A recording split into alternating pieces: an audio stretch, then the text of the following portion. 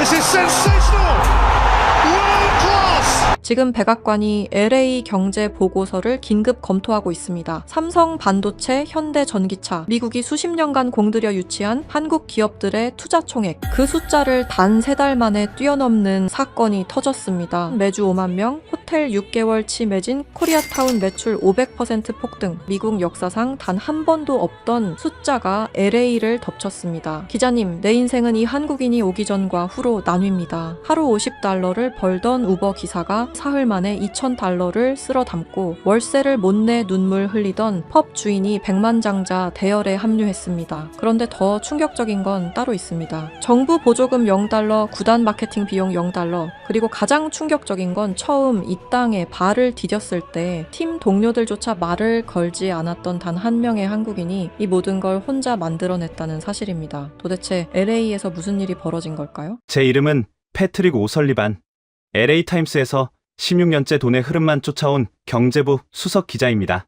제 세상은 GDP, 실업률, 나스닥 지수 같은 차가운 숫자로만 굴러갑니다. 축구라는 공놀이는 텔레비전 채널을 돌리다 스쳐 지나가는 백색 소음에 불과했죠. 그날도 뻔한 금요일이었습니다. 거대 물류센터의 고용 지표를 뜯어보러 가는 길, 405 고속도로가 그야말로 거대한 주차장으로 변해 있었습니다. 속으로 거친 욕설을 삼키며 라디오를 켰는데 앵커의 다급한 목소리가 차 안을 터질 듯이 울렸습니다. LAX 국제선 터미널이 통제불능 상태입니다. 전 세계에서 몰려든 인파로 공항 기능이 완전히 마비되었습니다. 테러라도 난 건가? 제 피 속에 끈질긴 기자 본능이 요동쳤습니다. 차를 거칠게 돌려 곧장 공항으로 향했죠. 그리고 입국장 문을 열어젖힌 순간 저는 16년 기자 인생에서 단 한 번도 본 적 없는 기괴한 광경에 그만 숨을 멈추고 말았습니다.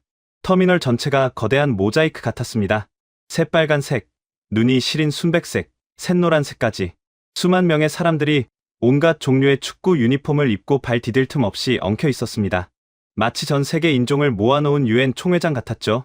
그런데 소름 돋는 건 하나같이 다른 유니폼을 입은 그들의 등판에 마법의 주문처럼 똑같은 알파벳 3글자가 박혀 있었다는 겁니다. SON. 손. 대체 이게 무슨 난리입니까? 제가 무전기에 대고 고래고래 소리를 지르는 보안 요원을 붙잡고 묻자 그는 땀범벅이 된 얼굴로 저를 보며 헛웃음을 터뜨렸습니다. 기자 양반, LA 사람 맞아요?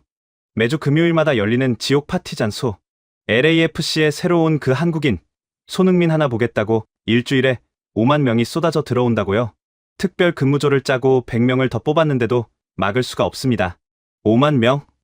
LA 최고 존엄이라는 레이커스 농구 결승전에도 불가능한 숫자였습니다.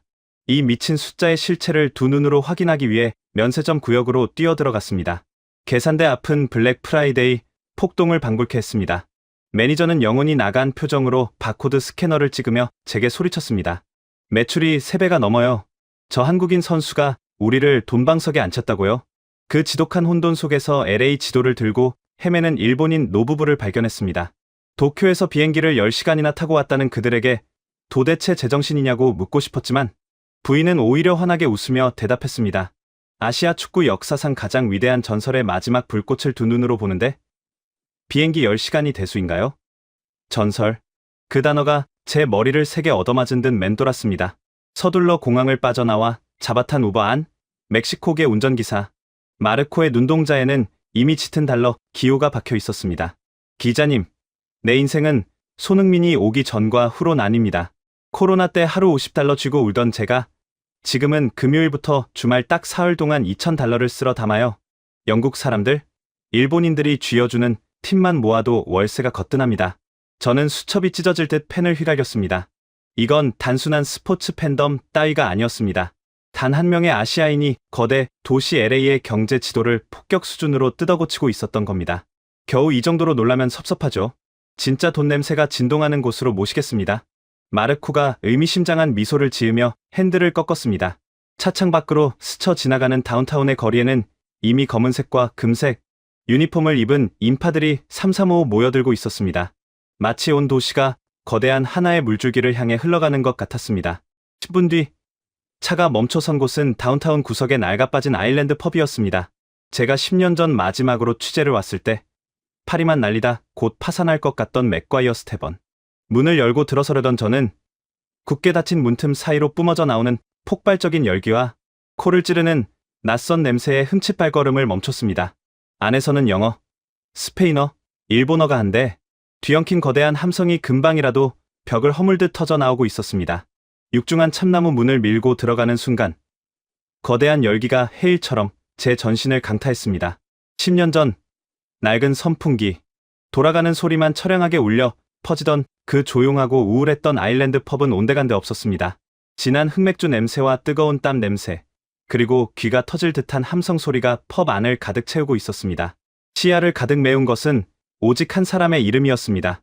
잉글랜드 토트넘의 하얀색 유니폼, 대한민국 국가대표팀의 붉은색 유니폼, 그리고 이곳 LAFC의 검은색과 금색 유니폼이 파도처럼 출렁였습니다. 언어도, 피부색도, 출신 국가도 모두 달랐지만 그들의 등에 새겨진 이름은 오직 단 하나, SON, 손흥민이었습니다. 벽면에 설치된 대형 텔레비전 화면 12대에서는 전부 그의 환상적인 골 장면이 쉴 새 없이 재생되고 있었고, 사람들은 맥주잔을 높이 치켜들며 그의 이름을 연호하고 있었습니다.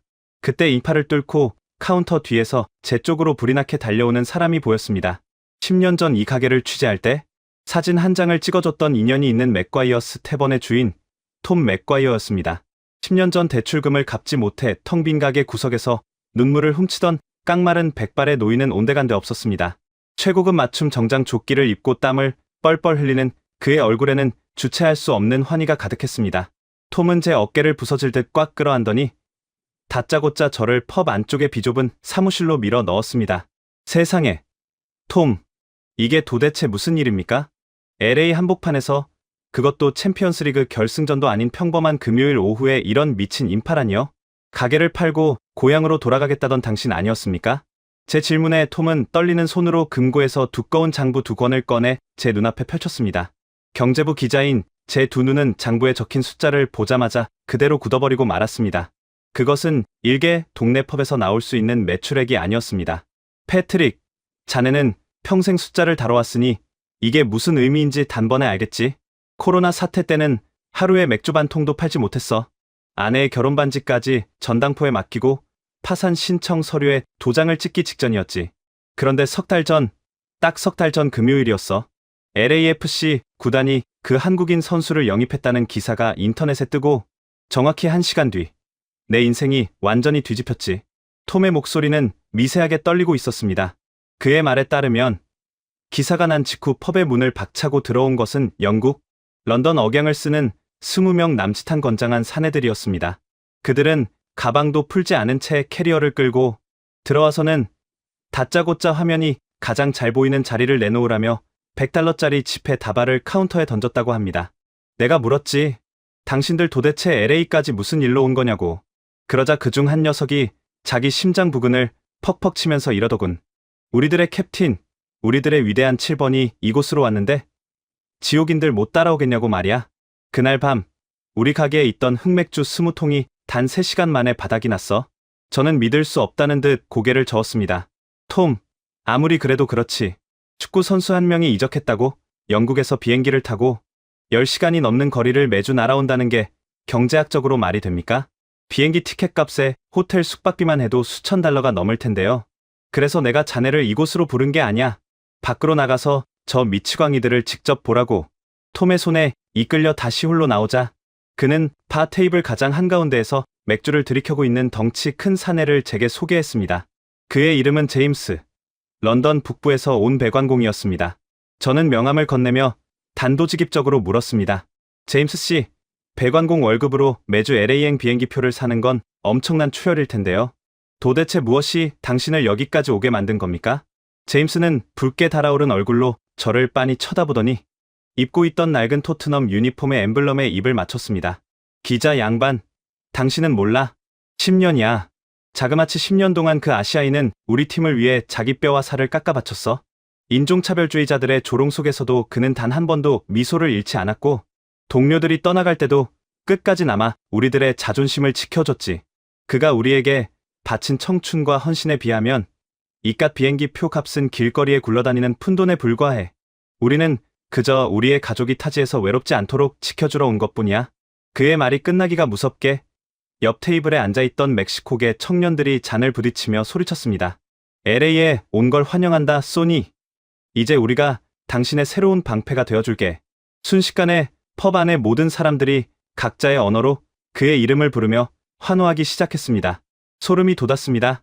이것은 단순한 스포츠 스타를 향한 팬심이 아니었습니다. 한 인간이 보여준 10년의 헌신과 진정성이 국경과 인종을 초월하여 사람들의 영혼을 완전히 묶어버린 거대한 종교에 가까웠습니다. 톰은 카운터 뒤로 돌아가더니 가장 아끼는 빈티지 위스키를 꺼내 잔에 가득 따랐습니다. 패트릭, 사람들은 LAFC 구단이 엄청난 마케팅 성공을 거뒀다고 떠들어대지. 하지만 내게 그 한국인 선수는 마케팅 도구 따위가 아니야. 무너져가던 내 가정을 구하고 우리 직원들의 밀린 월급을 챙겨주고 이 죽어가던 거리에 다시 피가 돌게 만든 구원자지. 그가 밟는 잔디마다 황금빛 기적이 일어나고 있어. 위스키를 단숨에 털어 넣은 톰의 눈가에 뜨거운 눈물이 맺혔습니다. 저는 수첩을 쥔 손에 땀이 배는 것을 느꼈습니다. LA 한복판의 낡은 아일랜드 펍에서 터져나온 이 엄청난 경제적, 감정적 폭발은 제가 평생 써왔던 그 어떤 경제 기사로도 설명할 수 없는 기적이었습니다. 그런데 그때 카운터 위로 올라간 제임스가 벽에 걸린 시계를 보며 목청을 높였습니다. 형제들, 이제 이동할 시간이다. 오늘은 키오프 전에 그 엄청나다는 한국식 갈비에 소주를 마셔봐야겠어. 그러자 펍 안에 있던 수백 명의 인파가 일제히 지갑을 열어 팁을 쏟아내더니 썰물처럼 밖으로 빠져나가기 시작했습니다. 텅 빈 카운터 위에는 그들이 남기고 간 $100 지폐들이 산더미처럼 쌓여 있었습니다. 어리둥절해하는 제게 톰이 다가와 은밀한 목소리로 속삭였습니다. 패트릭, 지금 벌어진 이 광경에 놀랐다면 아직 멀었어. 저 엄청난 자본을 가진 다국적 군대가 경기 시작 전과 후에 어디로 몰려가는 줄 아나? 자네 당장 차를 몰고 코리아타운으로 가봐. 지금 그곳은 LA 역사상 단 한 번도 본 적 없는 그야말로 상상도 못할 거대한 황금의 소용돌이에 휩싸여 있으니까. 낡은 아일랜드 펍을 빠져나와 올림픽대로로 차를 몰았습니다. LA 한인타운, 이른바 코리아타운으로 향하는 길이었습니다. 평소라면 15분이면 충분할 거리였지만 도로는 이미 주차장을 방불케 할 정도로 꽉 막혀 있었습니다. 제 눈앞에 펼쳐진 광경은 마치 거대한 축제 행렬 같았습니다. 도로를 가득 메운 자동차들의 창문 밖으로는 검은색과 금색이 섞인 LAFC 깃발과 태극기가 나란히 펄럭이고 있었습니다. 차를 버리다시피 주차장에 구겨넣고 올림픽대로의 중심부로 걸어 들어갔을 때 저는 16년 차 경제 기자의 이성과 논리가 완전히 붕괴되는 것을 느꼈습니다. 이곳은 LA인가? 아니면 서울의 한복판인가? 코리아타운의 거리는 그야말로 다국적 인파로 발 디딜 틈조차 없었습니다. 평소 한적했던 금요일 오후의 한인 상가는 이제 전 세계에서 몰려든 축구 순례자들의 성지로 변모해 있었습니다. 제 시선을 가장 먼저 사로잡은 것은 거대한 줄이 늘어선 한 코리안 바베큐 식당이었습니다. 간판에는 한국어로 갈비라는 글자가 큼지막하게 적혀 있었고 식당 밖으로는 100명도 넘는 사람들이 뙤약볕 아래에서 번호표를 쥐고 서 있었습니다. 놀라운 것은 그 줄에 서 있는 사람들의 면면이었습니다. 런던 억양을 쓰는 영국인들, 멕시코에서 온 열정적인 축구팬들, 그리고 일본과 남미에서 온 관광객들이 저마다 등에 손흥민의 이름을 새긴 유니폼을 입고 진을 치고 있었습니다. 저는 수첩을 꺼내 들고 줄의 맨 앞쪽에서 땀을 닦고 있는 백인 남성에게 다가갔습니다. 실례합니다. 기자입니다만 이 더운 날씨에 고기를 먹겠다고 2시간째 밖에서 기다리시는 겁니까? 제 질문에 남자는 입고 있던 하얀색 토트넘 유니폼을 펄럭이며 자랑스럽게 웃었습니다. 물론이죠. 소니가 잉글랜드 프리미어리그에서 해트트릭을 기록한 날이면 항상 동료들을 데리고 코리안 바베큐를 먹었다는 기사를 읽었거든요. 우리 위대한 캡틴의 피와 살을 만든 음식이 바로 이 코리안 갈비 아닙니까? 오늘 밤 경기장에서 목이 터져라 응원하려면 우리도 캡틴과 똑같은 음식을 먹고 똑같은 에너지를 채워야 합니다. 식당 안으로 발걸음을 옮기자 매캐하고 달콤한 고기 굽는 냄새와 함께 귀를 때리는 엄청난 소음이 밀려왔습니다. 테이블마다 지글거리는 불판 위로 두툼한 고기들이 익어가고 있었고 사람들은 익숙하지 않은 젓가락질을 하며 연신 감탄사를 터뜨리고 있었습니다. 그 중심에는 초록색 유리병, 바로 한국의 소주가 있었습니다. 카운터에서 정신없이 계산기를 두드리고 있는 식당 주인 제이콥 박 사장님을 붙잡았습니다. 그의 이마에는 땀방울이 송글송글 맺혀 있었지만 입가에는 숨길 수 없는 미소가 번져 있었습니다. 박 사장님, 매출 지표가 평소와 얼마나 차이가 납니까?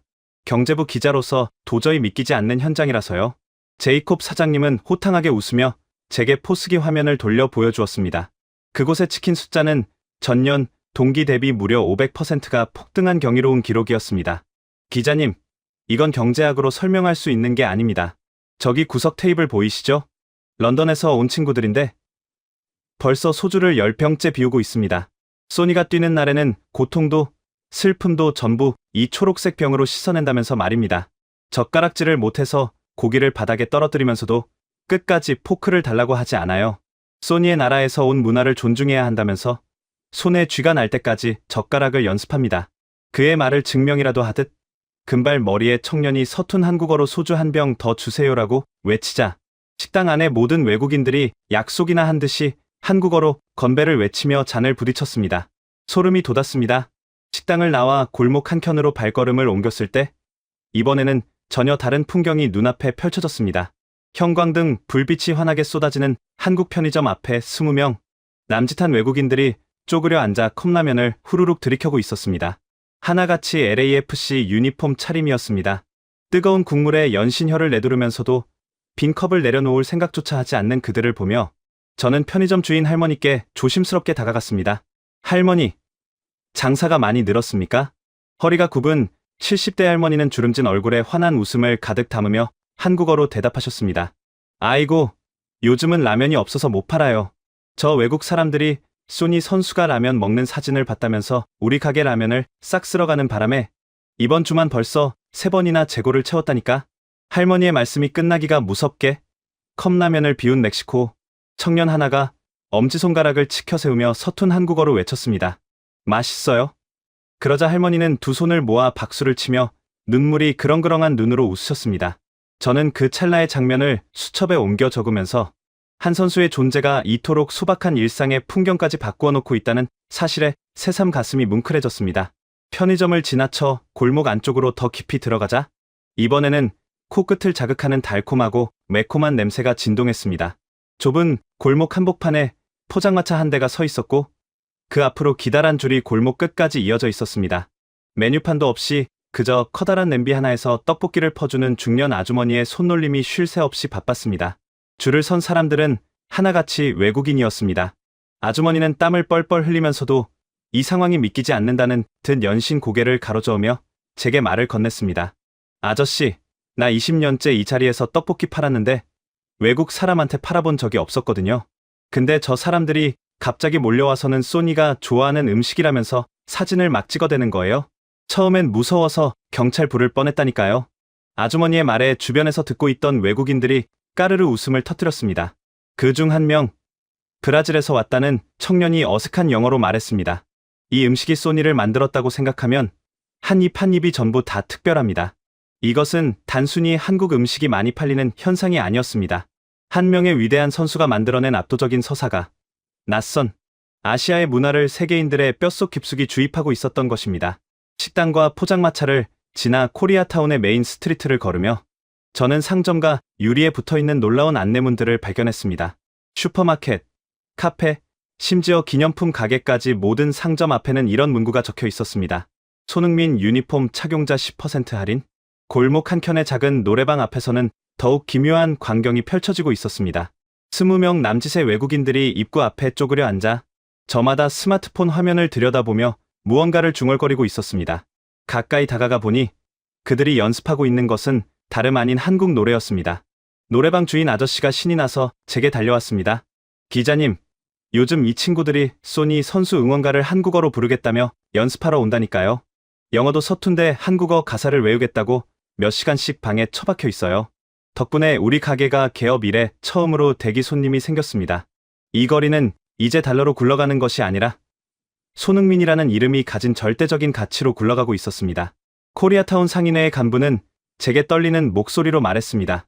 과거 LA 폭동의 아픔과 코로나의 그림자 속에서 서서히 죽어가던 코리아타운 상권이 단 한 명의 동포 덕분에 개장 이래 최고의 황금기를 맞이하고 있다고 말입니다. 길모퉁이에서는 한 무리의 멕시코 아이들이 낡은 축구공을 차며 놀고 있었습니다. 아이들 중 하나가 멋진 가마차기로 쓰레기통에 공을 골인시키자 모두가 우르르 몰려가 양손으로 카메라 모양을 만드는 손흥민의 시그니처 찰칵 세리머니를 따라했습니다. 피부색도 다르고 자라난 환경도 다른 LA의 빈민가 아이들마저 그 아시아인 선수를 자신의 영웅으로 삼고 있었습니다. 저는 더 이상 수첩에 숫자만 적을 수 없었습니다. 한 사람의 존재가 이토록 거대한 도시의 경제와 문화를 그리고 사람들의 영혼까지 지배하는 기적? LA는 완전히 손흥민의 도시로 재탄생하고 있었습니다. 바로 그때였습니다. 정신없이 셔터를 누르며 인터뷰를 따내던 제 주머니 속에서 휴대폰이 요란하게 울리기 시작했습니다. 액정에 뜬 발신자는 뉴욕 월스트리트에서 가장 냉혹하고 보수적이기로 소문난 수석 애널리스트 마이클이었습니다. 도무지 흥분이라고는 모르는 그 얼음장 같은 녀석이 숨을 헐떡이며 내뱉은 첫마디는 지금 제 눈앞에 펼쳐진 LA의 기적조차 한낱 장난처럼 느껴지게 만들 만큼 충격적이었습니다. 마이클, 천하의 월스트리트 수석 애널리스트가 평화로운 금요일 오후에 웬일이야? 목소리가 왜 그래? 뉴욕 증권거래소에 불이라도 났어? 제가 농담처럼 던진 첫마디에 수화기 너머에서는 넥타이를 거칠게 풀어 헤치는 듯한 거친 숨소리와 함께 수십 대의 전화기가 미친 듯이 울려대는 소음이 고스란히 전해졌습니다. 냉혈한이라는 별명답게 평소 감정 변화라곤 찾아볼 수 없던 얼음장 같은 녀석이 완전히 이성을 잃은 목소리로 제게 소리쳤습니다. 패트릭, 지금 당장 노트북 켜고 LAFC 모기업 주가 차트부터 확인해. 아니, LA 지역항공사, 대형 호텔 체인, 스포츠 방송 중계권사 주가까지 전부 다 띄워보라고. 지금 월스트리트 전체가 완전 패닉 상태야. 길 한복판에 선체로 황급히 가방에서 태블릿 PC를 꺼내 화면을 켠 저는 그 자리에 돌처럼 굳어버리고 말았습니다.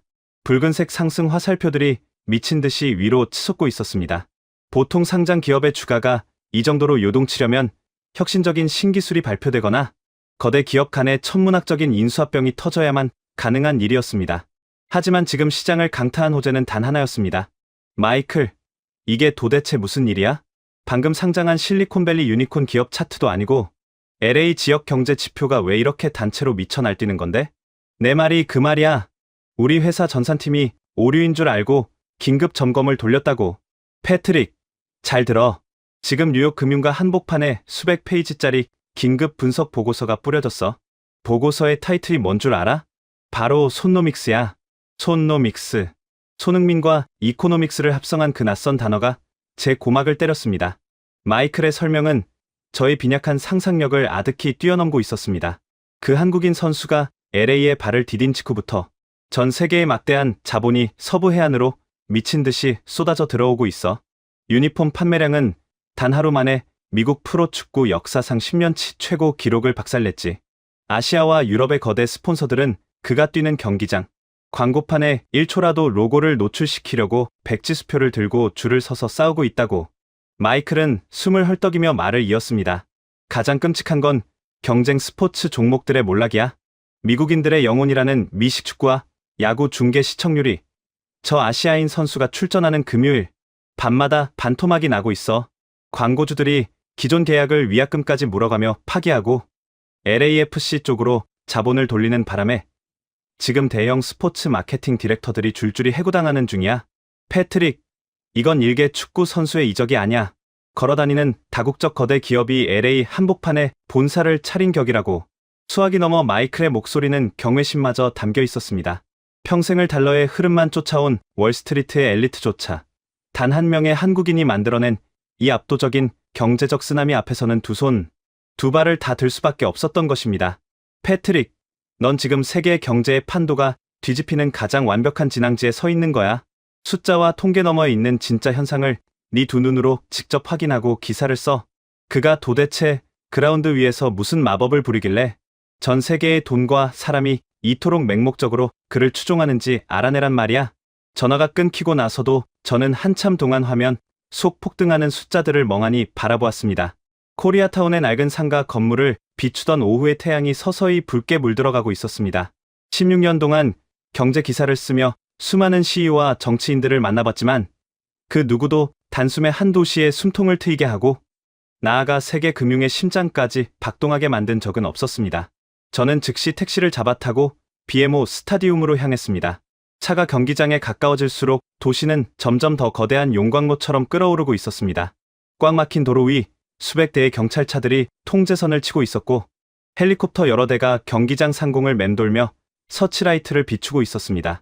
차에서 내려 스타디움 앞 광장으로 들어서는 순간 제 발밑에 아스팔트가 미세하게 떨리고 있다는 것을 깨달았습니다. 지진이 아니었습니다. 그것은 22,000명의 관중들이 한 목소리로 내지르는 거대한 함성이 콘크리트 바닥을 타고 전해지는 물리적인 진동이었습니다. 마치 거대한 제트 엔진이 눈앞에서 돌아가는 듯한 압도적인 굉음. 저 거대한 철골 구조물 안에서 도대체 무슨 일이 벌어지고 있는 것인지 제 심장마저 터져버릴 것 같은 강렬한 호기심이 저를 폭풍의 눈 한가운데로 강렬하게 이끌고 있었습니다. 스타디움의 육중한 철문을 통과해 미디어 전용 VIP석으로 걸음을 옮기는 동안 제 심장 박동은 밖에서 들려오던 함성 소리와 완벽하게 동기화되어 요동치고 있었습니다. 16년간 경제부 기자로 일하면서 뉴욕 증권거래소에 미친 폭락장도 겪어봤고 실리콘밸리 거대 기업들의 살벌한 주주총회도 취재해봤지만 이토록 원초적이고 압도적인 에너지는 난생 처음이었습니다. 기자석 제일 앞줄에 자리를 잡고 그라운드를 내려다본 순간 저는 숨을 쉴 수 없었습니다. 22,000석의 관중석은 단 하나의 빈자리도 없이 검은색과 금색 그리고 태극기의 붉은색 파도로 완전히 뒤덮여 있었습니다. 경기장 한쪽 스탠드에는 좋게 아파트 10층 높이는 되어 보이는 거대한 현수막이 펄럭이고 있었습니다. 그곳에는 왕관을 쓴 아시아인 바로 손흥민의 등 뒷모습이 위풍당당하게 그려져 있었죠. 기자님, 귀마개 필요하지 않으십니까? 오늘 고막이 찢어질 수도 있습니다. 옆자리에 앉아있던 LA 지역 스포츠 전문 기자가 씩 웃으며 노란색 귀마개를 건넸습니다. 그가 왜 그런 농담 섞인 경고를 했는지 깨닫는 데는 그리 오랜 시간이 걸리지 않았습니다. 키오프를 알리는 주심의 날카로운 휘슬 소리가 울려 퍼지는 순간 22,000명의 관중들이 일제히 발을 구르며 한 목소리로 노래를 부르기 시작했기 때문입니다. 그것은 단순한 응원가가 아니라 전장에서 장수를 부르는 거대한 진원곡 같았습니다. 저는 축구의 전술이나 규칙 같은 것은 전혀 몰랐습니다. 그저 제 눈앞에서 뛰고 있는 피사체들이 LA 경제를 뒤흔든 걸어다니는 다국적 기업이라는 경제적 관점만 머릿속에 가득했죠. 하지만 경기가 시작되고 5분도 채 지나지 않아 저는 그 차가운 경제학적 시선을 유지하는 것이 얼마나 부질없는 일인지를 깨닫기 시작했습니다. 7번 선수가 공을 잡을 때마다 경기장 전체의 공기가 달라졌습니다. 나머지 21명의 선수들이 뛰고 있을 때는 그저 평범한 경기였습니다. 하지만 그가 공을 발에 붙이는 순간 22,000명의 관중이 마치 하나의 거대한 생명체처럼 숨을 멈추고 그를 향해 몸을 기울였습니다. 옆자리 스포츠 기자가 제 팔꿈치를 툭 치며 속삭였습니다. 이해가 되시죠? 저 선수가 공을 잡는 순간과 놓는 순간 경기장의 데시벨이 완전히 달라집니다. 제가 15년째 스포츠를 취재하면서 이런 현상은 딱 한 번밖에 못 봤습니다. 전반 20분경 상대팀의 거구 수비수가 거친 파울로 7번을 잔디 위에 쓰러뜨리는 사건이 벌어졌습니다. 그 순간 22,000명의 분노가 일제히 터져 나오며 경기장이 거대한 용광로처럼 들끓었습니다. 일어서서 주심을 향해 고함을 지르는 관중들, 손에 들고 있던 응원 도구를 발밑에 내팽개치는 사람들, 그 압도적인 분노의 함성은 제 흉곽을 물리적으로 두드릴 정도였습니다. 그런데 정작 쓰러진 당사자인 7번은 거뭇한 잔디 자국이 묻은 무릎을 툭툭 털며 아무렇지 않다는 듯 미소를 지어 보였습니다. 그 미소 하나에 들끓던 22,000명이 환호성으로 돌변했습니다. 저는 그 광경을 보며 수첩에 단 한 줄을 적었습니다. 쓰러질 때보다 일어설 때 더 크게 웃는 사람. 그리고 전반 30분경 제 이성적인 분석은 완전히 산산조각이 나버리고 말았습니다. 수비 진영에서 공을 뺏어낸 동료 선수가 앞을 향해 길게 패스를 찔러 넣었습니다. 그 순간 경기장을 가득 채우던 22,000명의 함성이 거짓말처럼 한순간에 뚝 끊겼습니다. 마치 누군가 거대한 스타디움의 전원 플러그를 뽑아버린 것 같은 소름 끼치는 정적, 그리고 그 정적을 가르고 등번호 7번을 단 아시아인이 폭주하는 기관차처럼 그라운드를 질주하기 시작했습니다. 말도 안 돼. 사람이 어떻게 저렇게 빠를 수가 있지? 저도 모르게 펜을 쥐고 있던 손에서 힘이 풀렸습니다. 상대팀의 거구 수비수 2명이 그를 막아서려 몸을 날렸지만 그는 믿을 수 없는 유연함과 스피드로 그들을 허수아비처럼 제쳐버렸습니다. 잔디를 박차고 나가는 둔탁한 파열음이 VIP 석까지 생생하게 들려올 정도였죠. 골대 모서리 부근에 도달한 그가 특유의 폼으로 오른발을 강하게 휘둘렀습니다. 발등을 떠난 하얀색 공은 물리 법칙을 완전히 무시하는 것처럼 기형적인 포물선을 그리며 허공을 갈랐고 골키퍼가 손을 뻗기도 전에 골망을 찢을 듯이 출렁였습니다.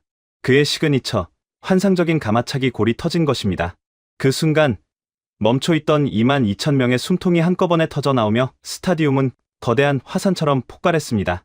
제 옆에 있던 스포츠 기자는 책상을 주먹으로 내리치며 미친 듯이 포효했고, 앞자리 관중들은 서로 부둥켜 안고 눈물을 흘리고 있었습니다. 그라운드 위에서는 득점을 성공시킨 7번의 주위로 LAFC의 모든 선수들이 달려가 무릎을 꿇고 그의 축구화에 입을 맞추는 신용을 하며 경의를 표하고 있었습니다.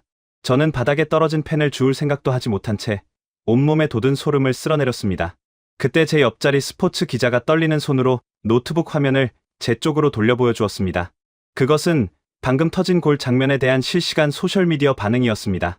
전 세계 수십 개 언어로 쏟아지는 글들이 화면을 가득 메우고 있었고, LA의 한낮 시각임에도 불구하고 한국과 영국, 브라질과 일본에서 동시에 실시간 검색어 1위를 달리고 있었습니다. 저 골 하나가 지금 이 순간 전 세계 3억 명이 동시에 보고 있습니다. 스포츠 기자의 말이 믿기지 않아 고개를 저으려던 순간 하프타임을 알리는 휘슬이 울렸습니다. 그런데 보통의 경기라면 선수들이 라커룸으로 향하는 하프타임에 관중 절반이 화장실이나 매점으로 빠져나가기 마련입니다. 하지만 이날은 달랐습니다. 22,000명 중 단 한 명도 자리를 뜨지 않았습니다. 모두가 그라운드를 향해 눈을 고정한 채 7번 선수가 터널 속으로 사라지는 마지막 순간까지 그의 이름을 연호했습니다. 그 장면을 바라보며 저는 생각했습니다. 이것은 스포츠 관람이 아니다. 이것은 순례다. 후반전이 시작되자 경기의 양상은 더욱 일방적으로 흘러갔습니다. 7번은 마치 상대편 수비수들이 존재하지 않는 것처럼 경기장을 지배했습니다. 후반 10분, 동료의 크로스를 받아 헤더로 꽂아 넣는 두 번째 골. 후반 25분, 페널티 박스 바깥에서 터진 강력한 오른발 중거리 슛으로 세 번째 골. 골이 터질 때마다 경기장은 폭발과 정적을 반복했고, 그 진폭은 갈수록 커졌습니다. 저는 어느새 수첩도, 펜도 내려놓은 채 그라운드에서 눈을 뗄 수가 없었습니다. 그리고 후반 35분, 그날의 하이라이트가 터졌습니다. 자기 진영 깊숙한 곳에서 공을 잡은 7번이 상대편 필드 전체를 혼자서 드리블로 가로질러 달리기 시작했습니다. 4명의 수비수를 차례로 제치는 그 70m, 질주 동안 경기장은 다시 한번 소름 끼치는 정적에 잠겼습니다. 마치 전 세계가 숨을 참고 있는 것 같은 그 5초간의 침묵, 그리고 골키퍼마저 속수무책으로 허물어뜨리는 마무리 슛이 터지는 순간 22,000명의 함성이 하나의 거대한 폭발음으로 터져 나왔습니다. 제 귀에서는 실제로 귀울림이 느껴질 정도였습니다. 압도적인 7대0의 대승리로 경기가 끝나고 관중들이 썰물처럼 빠져나간 뒤에도 저는 한참 동안 자리에서 일어날 수 없었습니다. 제 머릿속에는 단 하나의 강렬한 의문이 소용돌이치고 있었습니다. 왜 영국의 배관공이 비행기표에 월급을 쏟아붓는지, 왜 월스트리트의 차가운 펀드 매니저들이 그의 이름표에 수억 달러를 베팅하는지, 오늘 밤 이 경기장에서 목격한 모든 장면들이 그 모든 질문에 대한 가장 완벽하고 파괴적인 해답을 던져주었습니다. 그는 그저 공을 차는 기계가 아니었습니다. 사람들의 영혼을 뒤흔들고 심장에 불을 지르는 거대한 예술가이자 그 자체로 하나의 종교였습니다. 도대체 저 가냘픈 최고의 동양인이 어떻게 이 지독한 인종차별과 텃세의 땅, 미국에서 자기 팀 선수들마저 무릎 꿇게 만드는 절대적인 존경을 얻어낼 수 있었던 것일까? 저는 이 엄청난 신드롬의 진짜 비밀을 파헤치기 위해 서둘러 가방을 챙겨 선수들의 땀 냄새가 진동하는 지하 라커룸의 통로로 무작정 발걸음을 옮겼습니다. 경기장 지하 라커룸으로 이어지는 공동 취재 구역, 이른바 믹스트존은 후끈한 땀 냄새와 코를 찌르는 파스 냄새, 그리고 수십 대의 카메라 플래시로 터질 듯이 붐비고 있었습니다. 저는 LA 타임스 수석 기자라는 직함을 앞세워 스포츠 매체 기자들 사이를 거칠게 파고들어 맨 앞줄에 섰습니다. 방금 전까지 그라운드에서 짐승처럼 뛰어다니던 LAFC의 거구, 수비수 디에고가 얼음주머니를 어깨에 두른 채 걸어 나왔습니다. 2m 가까운 키에 온몸이 문신으로 뒤덮인 그는 미국 프로 무대에서도 가장 거칠고 성질이 사납기로 유명한 선수였습니다. 제가 경제부 기자임을 밝히고 손흥민 선수가 팀에 미친 진정한 가치에 대해 묻자 디에고는 이마에서 흘러내리는 땀을 닦아내며 무거운 입을 열었습니다. 기자님, 경제부라고 하셨죠? 숫자로 우리 캡틴의 가치를 매기러 오셨다면 당장 수첩을 덮으시는 게 좋을 겁니다. 그가 우리에게 가져다 준 것은 그깟 달러 뭉치가 아니니까요. 디에고의 굵은 목소리에는 깊은 경외심이 묻어 있었습니다. 그는 주변을 맴도는 다른 기자들의 마이크를 밀어내며 오직 저를 향해 자신의 고해성사를 시작했습니다. 솔직히 고백하겠습니다. 처음 구단에서 아시아인 공격수를, 그것도 전성기가 지났다고 평가받는 선수를 천문학적인 돈을 주고 데려온다고 했을 때 우리 모두는 코웃음을 쳤습니다. 근육질의 괴물들이 뼈를 부딪히며 싸우는 이 거친 미국 터스판에서 저 가냘픈 동양인이 과연 한 달이나 버틸 수 있을까 비웃었죠. 우리는 라커룸에서 그에게 말도 걸지 않았고 첫 전술 훈련 때는 고의로 거칠게 몸을 부딪히며 그를 잔디밭에 나뒹굴게 만들었습니다. 디에고는 고개를 숙이며 마른 침을 삼켰습니다. 그의 표정에서 과거의 어리석음에 대한 짙은 후회가 느껴졌습니다. 하지만 그는 단 한 번도 화를 내거나 핑계를 대지 않았습니다. 묵묵히 흙먼지를 털고 일어나 미소를 지으며 다시 달렸죠. 남들이 샤워를 마치고 퇴근한 뒤에도 혼자 텅 빈 경기장에 남아 3시간씩 발목이 부서져라 슈팅 연습을 했습니다.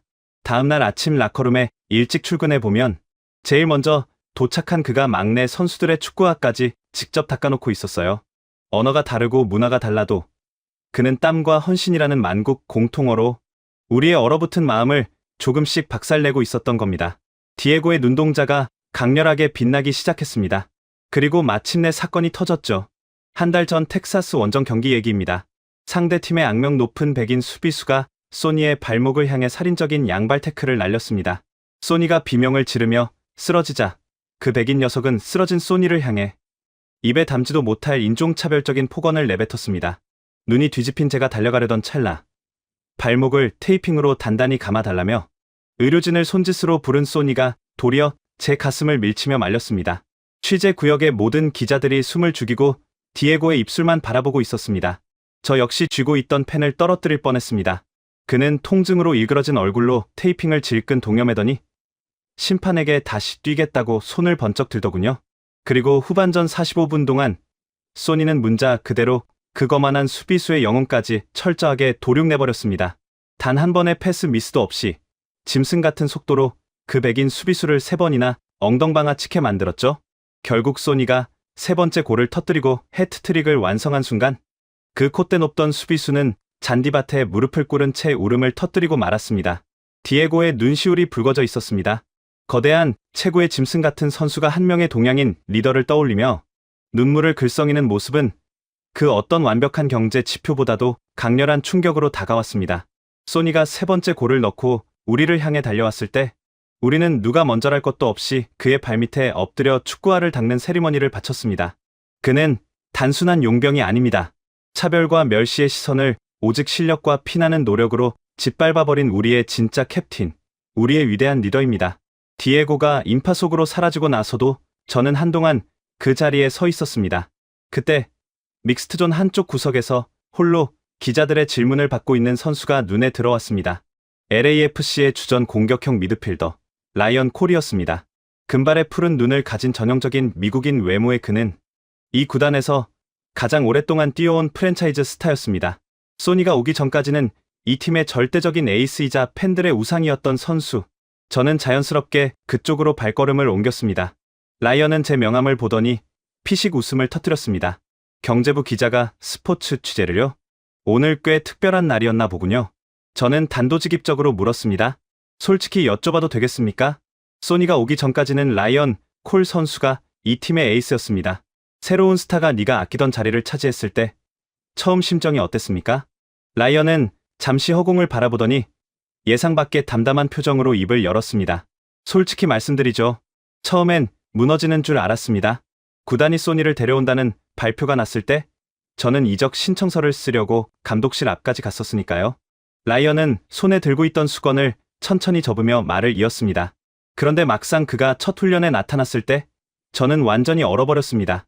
그 인간은 저보다 2배는 일찍 나와서 혼자 훈련하고 있었거든요. 저 정도 경력이면 어딜 가도 대접받는 선수인데 가장 구석진 라커룸 자리에 조용히 짐을 풀고 막내들한테 먼저 인사를 건네더라고요. 저는 그 모습을 보면서 등골이 서늘해졌습니다. 라이언의 목소리에 진심이 담겨 있었습니다. 며칠 뒤였습니다. 훈련이 끝나고 제가 혼자 슈팅 연습을 하고 있는데 소니가 슬그머니 다가오더니 제 오른발 폼을 가리키며 영어로 이렇게 말했습니다. 네 오른발 가마차기 완벽해. 나한테 가르쳐 줄 수 있어? 저는 처음에 놀림받는 줄 알았습니다. 세계 최고의 가마차기를 가진 선수가 저한테 가르쳐 달라니요. 그런데 그의 눈빛은 진심이었습니다. 그날 이후 우리는 매일 밤 같이 남아서 연습했습니다. 그가 저에게 배우고 제가 그에게 배우면서요. 라이언은 잠시 말을 멈추고 천장을 올려다봤습니다. 눈가가 붉어져 있었습니다. 어느 날 밤, 텅 빈 경기장에서 둘이 공을 차다가 소니가 갑자기 저한테 이렇게 물었습니다. 라이언, 네가 가장 무서운 게 뭐야? 저는 잠깐 생각하다가 잊혀지는 거라고 대답했습니다. 그러자 소니가 빙긋 웃으면서 이러더군요. 나도 그래. 그러니까 오늘도 달리는 거야. 그 한마디가 저를 완전히 바꿔놨습니다. 그는 경쟁자가 아니었습니다. 제가 평생 찾던 진짜 동료였습니다. 라이언의 고백이 끝나자 믹스트존은 잠시 침묵에 잠겼습니다. 주변에서 다른 인터뷰를 하던 기자들마저 어느새 라이언 쪽으로 고개를 돌리고 있었습니다. 저는 수첩을 덮으며 생각했습니다. 디에고가 보여준 것이 한 지도자가 적을 동료로 바꾸는 힘이었다면 라이언이 보여준 것은 그 지도자가 경쟁자마저 가족으로 만드는 힘이었습니다.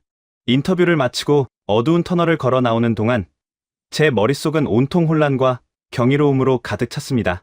LAFC가 이토록 완벽한 캡틴을 얻어 전례 없는 부와 명예의 황금기를 누리고 있다면 반대로 아시아인이라는 편견에 사로잡혀 그를 영입할 기회를 스스로 걷어차 버린 미국의 다른 거대 구단들은 지금쯤 어떤 끔찍한 지옥을 맛보고 있을까요? 수첩을 주머니에 쑤셔 넣은 저는 서둘러 뉴욕과 마이애미에 있는 스포츠, 비즈니스 핵심 관계자들의 전화번호를 미친 듯이 검색하기 시작했습니다. LAFC 경기장에 터질 듯한 열기를 뒤로하고 빠져나온 저는 차 시동을 걸기도 전에 뉴욕의 거대 스포츠 구단 단장으로 있는 오랜 취재원 리처드에게 전화를 걸었습니다. 리처드는 미국 동부 스포츠 비즈니스계의 거물이자 오로지 백인 스타 플레이어들만 고집하는 지독한 오만함으로 악명 높은 인물이었습니다. 신호음이 길게 이어지다 마침내 연결된 수화기 너머로는 평소에 그 위풍당당한 목소리 대신 술에 잔뜩 취한 쉰 목소리와 함께 창문 밖으로 무언가 거칠게 박살나는 굉음이 들려왔습니다. 리처드? 무슨 일입니까? 뉴욕 한복판에서 폭동이라도 일어난 겁니까? 제 다급한 질문에 리처드는 허탈한 웃음을 터뜨리며 절망적으로 내뱉었습니다. 폭동. 그래. 폭동이지. 지금 내 사무실 창밖으로 우리 구단 골수팬 수만 명이 몰려와서 당장 내 목을 내놓으라고 불을 지르고 난리가 났어. 패트릭, 자네 지금 LA에 있지? 그 망할 아시아인, 아니, 그 위대한 소니가 LA 구장에 나타난 이후로 내 20년 커리어는 완전히 끝장났어. 리처드의 목소리는 형편없이 떨리고 있었습니다. 사실 불과 석 달 전만 해도 상황은 전혀 달랐습니다. 당시 자유계약 신분이 된 그 한국인 선수를 영입할 기회는 LAFC보다 자본력이 월등했던 이 뉴욕의 거대 구단에 먼저 주어졌었죠. 그때 리처드가 스포츠 신문 일면에 대고 짓거렸던 망언을 저는 아직도 똑똑히 기억합니다. 아시아 출신 공격수에게 수천만 달러를 쏟아붓는 건 바보 같은 짓이다. 그들은 기껏해야 아시아 관광객들에게 셔츠나 몇 장 팔아치우는 상업용 마스코트일 뿐. 피 튀기는 미국 무대에서는 절대 티켓 파워를 가질 수 없다. 오직 편견과 오만으로 똘똘 뭉쳐있던 그 오만한 한마디가 지금 뉴욕 구단 전체를 파멸의 늪으로 밀어 넣은 것입니다. 패트릭, 내가 미쳤었지. 내가 내 눈을 직접 찔렀어. 리처드가 짐승처럼 소리내어 흐느끼기 시작했습니다. 단순히 LA가 우리를 꺾고 우승컵을 쓸어 담아서 이러는 게 아니야. 돈이야, 돈. 지난달에만 우리 구단의 메인 스폰서였던 글로벌 자동차 기업과 대형 항공사가 위약금을 수천만 달러씩 물어주면서까지 일방적으로 후원 계약을 파기했어. 이유가 뭔 줄 알아? 그 미친 위약금을 물어주더라도 소니가 뛰는 LA 경기장 광고판에 단 1분이라도 기업 로고를 노출시키는 게 100배는 더 남는 장사라는 거야. 리처드의 피를 토하는 듯한 절규는 미국 자본주의의 가장 잔인한 민낯을 그대로 보여주고 있었습니다. 동양인이라는 이유로 철저하게 저평가하고 조롱했던 기득권자들은 이제 그 아시아인이 만들어내는 천문학적인 황금빛 폭풍 앞에서 피눈물을 흘리며 무릎을 꿇고 있었습니다. 우리 구단 주가는 상장 이래 최저치로 폭락했고 시즌권 연쇄 환불 사태는 내 손을 떠났어. 팬들은 내가 축구 역사상 가장 위대한 전설을 헐값에 걷어차 버렸다며 매일 밤 시위를 벌이고 있지. 패트릭, 자네 LA타임스 일면에 제발 기사 한 줄만 써주게. 내가 땅바닥에 머리를 박고 사죄한다고. 제발 다음 시즌에 뉴욕으로 와준다면 구단의 지분 절반이라도 떼어 바치겠다고 말이야. 전화를 끊고 난 후 저는 운전대에 머리를 기댄 채 거친 숨을 몰아쉬었습니다. LA를 집어삼킨 환희와 뉴욕을 무너뜨린 절망, 이 극단적인 두 세계를 완벽하게 갈라놓은 것은 단 한 명의 한국인 선수가 가진 압도적인 가치였습니다. 수천만 달러의 적자와 폭동 속에서 파멸해가는 거대 구단들의 비참한 말로를 확인한 저는 문득 고개를 들어 룸미러로 제 붉게 달아오른 얼굴을 쳐다보았습니다. 이 엄청난 나비 효과는 그저 자본의 흐름만 바꾸어 놓은 것이 아니었습니다. LA 빈민가 뒷골목에서 낡은 축구공을 차던 멕시코계 아이들, 식당에서 구슬땀을 흘리던 히스패닉 종업원들, 그리고 차별의 시선을 견디며 살아온 수많은 이민자의 구분 등 뒤로 전에 없던 거대한 자부심이 솟아오르고 있었습니다. 저는 이 폭발적인 에너지가 단순한 스포츠 신드롬을 넘어 미국이라는 거대한 국가의 심장부를 완전히 새로운 색깔로 물들이는 걷잡을 수 없는 사회적 혁명으로 번져가고 있음을 온몸으로 직감하고 있었습니다. 리처드와의 통화를 끝내고 멍하니 운전대를 잡은 채 차를 몰았습니다. 목적지도 없이 그저 LA의 밤거리로 차를 이끌었죠. 화려한 다운타운의 네온사인을 등지고 제 차는 LA에서 가장 가난하고 위험한 흑인 빈민가인 콤프턴 지역으로 접어들고 있었습니다. 평소에 금요일 밤이라면 거리 구석구석에서 들려오는 날카로운 경찰차, 사이렌 소리와 무장갱단들의 험악한 욕설로 가득했을 경제부 기자로서는 결코 오고 싶지 않은 삭막한 우범지대였습니다. 그런데 차창 밖으로 스쳐 지나가는 풍경이 무언가 이상했습니다. 마약 거래상들이 서성거리던 어두운 뒷골목마다, 총기 사고로 구멍이 뚫려있던 낡은 농구장마다 밝은 가로등 불빛이 켜져 있었습니다. 그리고 그 불빛 아래에는 믿을 수 없는 광경이 펼쳐지고 있었습니다. 흑인, 멕시코계 히스패닉, 그리고 아시아계 이민자 아이들 수십 명이 한데 뒤엉켜 흙먼지를 일으키며 낡은 축구공을 차고 있었던 것입니다. 서로의 구역을 침범했다며 매일같이 주먹다짐을 벌이고 칼부림을 하던 각기 다른 인종의 빈민가 소년들이 어깨동무를 하고 땀을 흘리며 하나의 공을 쫓고 있었습니다. 더 충격적인 것은 훌렁벗어 던진 상해 대신 그들이 이소처럼 입고 있는 낡은 티셔츠의 등판이었습니다. 매직펜으로 삐뚤빼뚤하게 하지만 아주 크고 선명하게 SON 7번이라는 글자가 모든 아이의 등에 새겨져 있었습니다. 골대 역할을 하는 두 개의 쓰레기통 사이로 한 흑인 소년이 멋지게 공을 차 넣었습니다. 소년은 환호성을 지르며 무릎으로 흙바닥을 미끄러지듯 달려가더니 양손으로 네모난 카메라 모양을 만들어 자신의 얼굴에 가져다 대는 그 찰칵 세리머니를 완벽하게 흉내냈습니다. 그러자 상대편이었던 멕시코계 아이들마저 우르르 달려가 그 소년을 끌어안고 함께 뒹굴며 웃음을 터뜨렸습니다.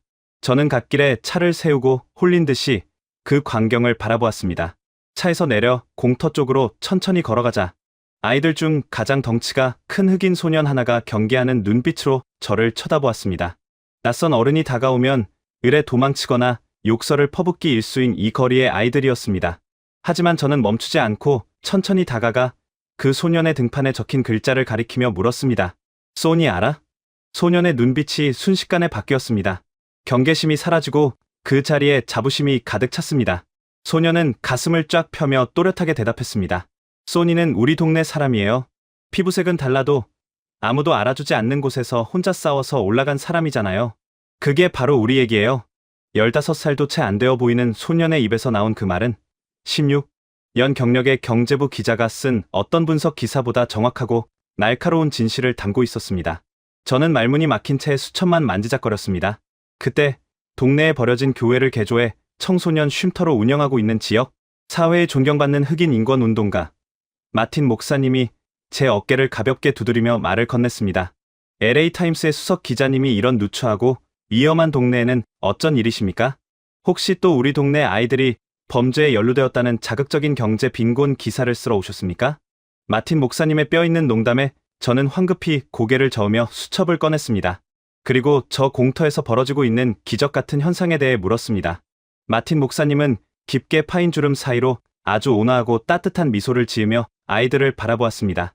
기자 양반, 당신들 백인 주류 사회는 저 한국인 선수가 LA에 벌어다 주는 수억 달러의 돈에만 관심이 있겠지만 우리 같은 이방인들에게 그는 단순한 돈줄이 아닙니다. 저 아시아인 청년은 피투성이가 된 이 차별의 땅에 유일하게 남은 희망의 증거입니다. 목사님의 목소리는 낮았지만 그 어떤 웅변보다 거대한 울림을 가지고 있었습니다. 생각해 보십시오. 돈도 없고 인맥도 없는 깡마른 동양인 청년이 가장 콧대 높고 백인 우월주의가 심한 거대 자본주의 스포츠의 최정상에 올랐습니다. 온갖 멸시와 부당한 판정, 살인적인 태클 속에서도 그는 분노로 세상을 망가뜨리는 대신 자기 자신을 완벽하게 단련시켰습니다. 그리고 마침내 자신을 비웃던 자들을 실력 하나로 철저하게 짓밟고 그들의 무릎을 꿇게 만들었죠. 목사님은 손을 들어 공터에서 땀을 흘리는 흑인 소년과 히스패닉 소년의 등판을 가리켰습니다. 이 가난한 동네의 아이들은 평생을 피부색과 가난이라는 꼬리표 때문에 절망 속에서 살아왔습니다. 그런데 저 LA의 심장부에서 금빛 유니폼을 입고 폭풍처럼 그라운드를 지배하는 아시아인을 보며 아이들은 난생 처음으로 진짜 아메리칸 드림을 눈으로 목격한 겁니다. 피부색이 달라도 부모가 가난한 이민자여도 압도적인 실력과 고결한 인성만 있다면 저 오만한 주류 사회를 발밑에 둘 수 있다는 것을 소니가 증명해냈으니까요. 그는 단 한 개의 축구공으로 폭동과 마약이 해결하지 못한 이 거대한 미국의 인종 갈등을 하나로 꿰매버렸습니다. 잠시 말을 멈춘 목사님은 쉼터 건물 쪽을 향해 고개를 끄덕였습니다. 저기 보이십니까? 저 쉼터 안에 지금 15명의 아이들이 모여 있습니다. 불과 2달 전까지만 해도 저 아이들은 매일 밤 갱단 선배들의 심부름을 하며 어두운 골목을 배회했습니다. 그런데 지금은 소니의 경기 영상을 보고 또 보며 자기들끼리 전술을 분석하고 내일 아침 연습을 위해 일찍 잠자리에 든다고요. 갱단 두목이 그러더군요. 우리 애들이 요즘 들어오라고 해도 축구 연습이 있다며 안 온다고. 처음엔 화가 났는데 이제는 솔직히 다행이라고. 목사님의 말씀이 끝나자 저는 한동안 아무 말도 할 수 없었습니다. 수억 달러의 경제 효과, 폭등하는 주가, 무너지는 경쟁 구단. 오늘 하루 제가 취재한 모든 숫자들이 갑자기 한없이 초라하게 느껴졌습니다. 한 인간의 존재가 만들어낸 가장 위대한 기적은 결국 차트 위의 숫자가 아니라 어두운 골목을 벗어나 축구공을 쫓기 시작한 저 아이들의 눈빛 속에 있었습니다. 저는 수첩을 떨어뜨린 줄도 모른 채 마틴 목사님의 옆 얼굴을 멍하니 쳐다보았습니다. 제 몸속 깊은 곳에서부터 뜨거운 용암 같은 전율이 척추를 타고 솟아오르는 것을 느꼈습니다. 16년 동안 숫자로 세상을 재단해왔던 제 오만한 경제학적 지식은 한 인간이 뿜어내는 이 압도적인 영혼의 힘 앞에서 철저하게 무너져 내렸습니다. 손흥민, 그는 단순히 축구화를 신은 선수가 아니었습니다. 그는 절망에 빠진 모든 이민자의 자부심이었고 부서진 미국의 심장을 다시 뛰게 만든 가장 위대한 심장 박동기였습니다. 서둘러 신문사 편집국으로 돌아온 저는 넥타이를 풀어 헤치고 미친 듯이 자판을 두드리기 시작했습니다. GDP도, 주가 폭등 지표도, 관중 동원율도 모두 지워버렸습니다. 제가 써내려간 기사의 제목은 오직 하나, 아메리칸 드림의 심장을 완전히 붉게 물들인 아시아의 왕이라는 문장뿐이었습니다. 오늘 하루 제가 만난 얼굴들이 자판을 두드리는 손가락 위로 겹쳐 보였습니다.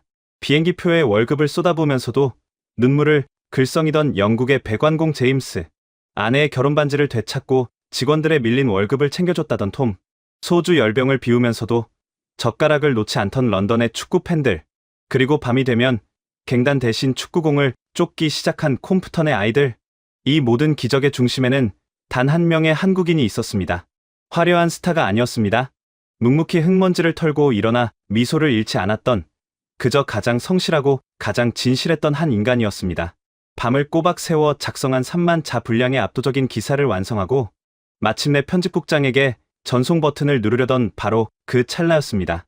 굳게 닫혀있던 제 개인 사무실 문이 부서질 듯이 열리더니 워싱턴 DC에서 백악관 출입을 담당하고 있는 저희 신문사 최고 정치부 기자가 사색이 된 얼굴로 뛰어 들어왔습니다. 그리고 그가 헐떡이며 제 책상 위에 던진 한 장의 긴급 통신문은 제가 밤새 써온 기사 전체를 단숨에 뒤엎어버릴 만큼 믿을 수 없는 문장을 담고 있었습니다. 여러분, 지금까지 패트릭 기자의 충격적인 현장을 함께 하셨습니다. 공항 매출 3배, 코리아타운 상권 500% 폭등, 뉴욕 최대 구단 스폰서 수천만 달러 이탈. 숫자만 보면 믿기지 않습니다. 그런데 뉴욕의 거물 단장 리처드는 이렇게 말했습니다. 내가 직접 내 눈을 찔렀다. 아무도 알아주지 않을 때 조용히 혼자 남아 텅 빈 경기장에서 슈팅을 찍던 사람. 인종차별의 폭언 앞에서 분노 대신 발목 테이핑을 감은 사람. 그리고 마침내 그를 비웃던 자들이 무릎을 꿇었습니다. 콤프턴 빈민가 아이들의 등판에 삐뚤빼뚤 새겨진 글자, 손. 그것이 진짜 기적이었습니다. 이 이야기가 가슴 깊이 남으셨다면 댓글에 손 딱 한 글자만 남겨주십시오. 그 한 글자가 모여 세계가 인정한 우리의 자부심을 증명합니다. 그리고 이 영상을 한 명에게만 보내주십시오. 여러분의 공유 하나가 조용히 세계를 바꾼 한 사람의 이야기를 지켜내는 일입니다. 묵묵히 달렸습니다.